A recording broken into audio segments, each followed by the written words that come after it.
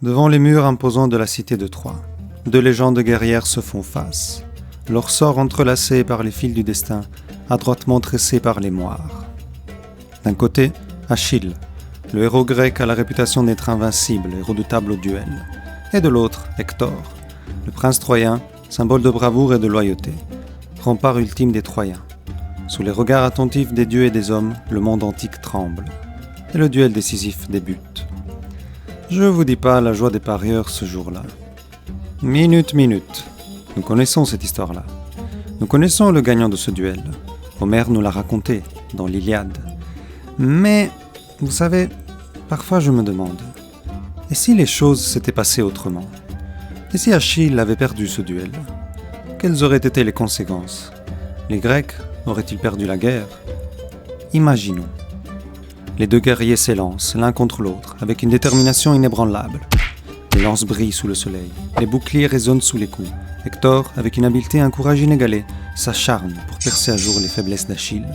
Mais le demi-dieu encaisse sans difficulté les coups qu'il ne peut éviter. Il est confiant, sa peau divine de titane plus 4 est impénétrable, et aucune pointe de fer ne saurait y trouver la chaleur du sang. Hector s'éreinte à combattre un tel ennemi. Tu m'étonnes, il est à 99,9% immortel. Très vite, la chaleur accablante et le sable aveuglant qui se soulèvent tout autour en raison de sa détermination. Pourtant, dans un dernier élan de désespoir, il décide de tenter le tout pour le tout. Lorsqu'Achille bondit pour le frapper de sa lance depuis les hauteurs, Hector visse son pied, déterminé à l'estropier. Contre toute attente, au lieu de grincer et dévier la lame, la peau d'Achille se ramollit, et le sang jaillit de son talon. Et Eureka, le Troyen a trouvé le point faible du demi-dieu. Et le temps s'écoule très lentement, avant que celui-ci ne s'effondre et perde connaissance. Puis la vie, vidée de son sang, son regard de fureur et de surprise fixé sur le ciel troyen. Le canevas est bouleversé. La nouvelle de la chute d'Achille se répand comme une traînée de poudre parmi les rangs grecs. Leur héros naguère retrouvé, et qui devait venger la mort du cousin Patrocle et ranimer le sort de la guerre, s'est éteint. Les soldats, jadis confiants, sont plongés dans le désarroi. Agamemnon, le chef suprême, désespéré, tente de rassembler ses troupes par tous les moyens. Mais le doute et la peur s'infiltrent et inondent les cœurs. Les Grecs ont perdu leur symbole d'invincibilité. Le moral s'écroule. Qui pourra vaincre Hector, si même Achille n'y est parvenu? En même temps, un goût amer de vengeance jaillit dans les esprits. Achille ne méritait pas ce sort cruel. Les Grecs ne peuvent laisser impuni Hector, qui se pavane de cette victoire injuste. Sans Achille, le cheminement vers la victoire est plus tortueux. Les Grecs ont perdu un atout considérable et les Troyens en ont gardé un. Les hommes, guidés par Agamemnon, doivent réinventer leur stratégie. Ajax, Diomède et Ulysse sont encore là, et ils tentent de combler le vide laissé par leurs camarades tombés. Les combats deviennent plus intenses, la guerre s'enlise. Chaque bataille vire au cauchemar, en l'absence de leur champion. Et les Troyens, inspirés et revigorés par la victoire de Hector, redoublent d'efforts pour défendre leur cité, et profitent également du moral miné de leurs ennemis pour en affaiblir les rangs avec des sorties et des escarmouches éclairs. Pour les Troyens, la victoire de Hector est un signe d'approbation des dieux.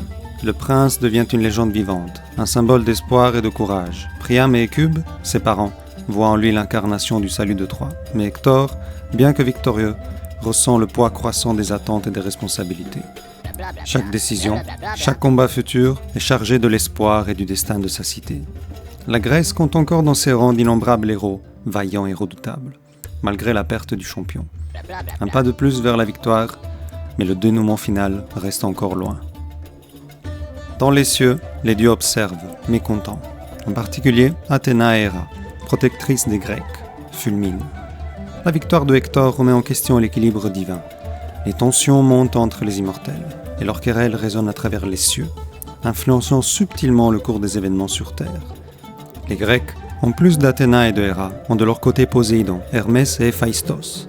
Les dieux sont fiers, et ils redoublent en agressivité et malice pour que leur camp favori gagne. De leur côté, les Troyens peuvent compter sur le soutien d'Apollon, d'Aphrodite, d'Arès et d'Artémis. La guerre fait rage sur la terre comme dans les cieux, parmi les immortels. Le conflit s'éternise. Les Grecs, refusant de capituler, cherchent de nouvelles ruses. Ulysse, le héros aux idées de génie, anticipe son plan du fameux cheval de bois, dans une tentative désespérée de pénétrer les murs de Troie. La ruse est subtile, mais peut-être encore plus efficace. Les Troyens sont confiants, rassurés par la présence de leur héros. Ils pêchent en prudence, car ils s'attendent à une capitulation des Grecs. Le cheval de bois arrive enfin, et ils l'accueillent gaiement. Après avoir tant attendu la fin de cette guerre, et pendant qu'ils s'enivrent et s'abandonnent au festin, Hector demeure circonspect.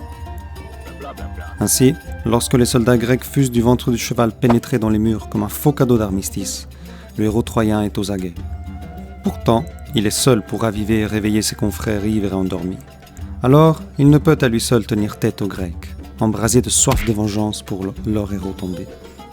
Les pertes sont nombreuses, de part et d'autre, mais les Grecs finissent par triompher tout de même, puisque la ville de Troie, aux premières lueurs de l'aurore, exhale agonisante ses dernières colonnes de fumée, en proie aux flammes. En fin de compte, la mort prématurée d'Achille aura certes donné du fil à retordre aux Grecs, mais sans changer fondamentalement le cours de la guerre. Après tout, Achille devait de toute façon mourir par la main de Paris, qui lui aurait décoché une flèche dans le talon. Alors Paris, à qui on avait tout pardonné pour avoir vengé son frère et l'honneur de Troie, se voit dans ce cas oublié de l'histoire et privé de gloire. Au demeurant, il est la cause matérielle de la guerre, lui qui a choisi d'avoir le don d'Aphrodite et de ravir Hélène de Sparte, en s'attirant les foudres des Grecs. Alors, sans grand exploit de sa part, il ne peut racheter son tort. En même temps, l'intervention d'Achille dans le conflit était nécessaire, car impossible sans lui de raviver les rangs grecs et offrir un dénouement décisif à la guerre de Troie. Bien que vaillant et habile au combat, Hector est déconcentré par le stratagème d'Ulysse. Tout le poids de la guerre repose sur ses épaules, encore plus que son armure. Et il succombe à la fureur des héros grecs, même en l'absence d'Achille. Et qu'en est-il d'Énée, le légendaire Troyen qui s'est échappé de la cité en flammes pour rejoindre les côtes italiennes et devenir l'ancêtre du peuple romain? Parvient-il à fuir nouvellement les affres de la guerre? Faites-moi connaître en commentaire vos théories et hypothèses. Merci en tout cas d'avoir regardé cette vidéo. N'oubliez pas de liker et de vous abonner. À bientôt pour de nouvelles explorations épiques.